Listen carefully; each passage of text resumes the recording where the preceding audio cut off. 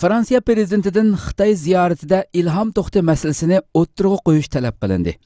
Dajiyan to'rining bugungi xabarida bildirilishicha, Fransiya prezidenti Makrondan 7 yanvardagi Xitoy ziyoratida Ilhom To'xti masalasini o'ttirg'a qo'yish talab qilingan.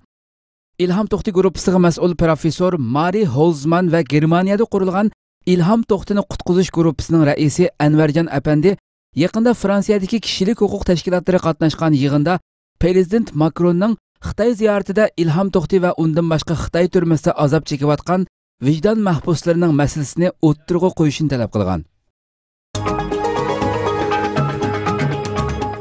Xi Jinping askarlarini urushga va o'limga tayyor turishga chaqirdi.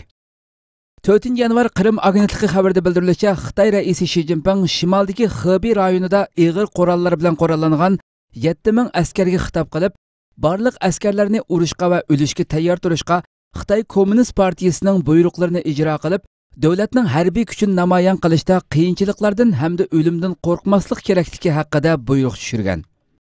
Kuzatuvchilar Xitoyning ichki vaziyatidagi qalaymaqonchilik tashqi vaziyatdan murakkab ekanligi, Xitoy Kommunist partiyasining o'lining tavrab qolganligini bildirib, Xi Jinpingning armiyaga qilgan xitobida Kommunist partiyasining davolg'ish bosqichida ekanligini ko'rib olg'ili bo'lganligini bildirishmoqda. Rossiya Suriyadagi bazasining hujumga uchraganligini inkor qildi.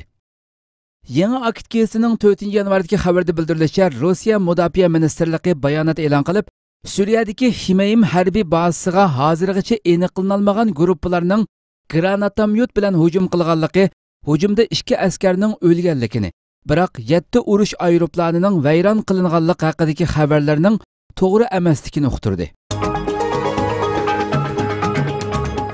Trumpning davlat bexatarlik tadqiqot doklati Xitoyni bearam qildi. Kaplan Herald to'rining bugungi xabarda bildirilishicha, Amerika prezidenti Trumpning davlat bexatarlik tadqiqot doklati Xitoyni bearam qilgan. Doklatda bundan keyin Xitoy xalqaroda iqtisod va siyosiy harbiy sohalarda Amerikaning raqibi ekanligi bildirilgan.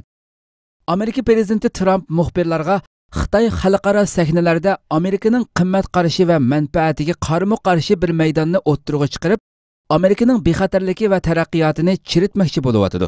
Undan boshqa Xitoy xalqarodagi zo'migarlarning boshlamchisi bo'lish tushini ko'ryotdi dedi.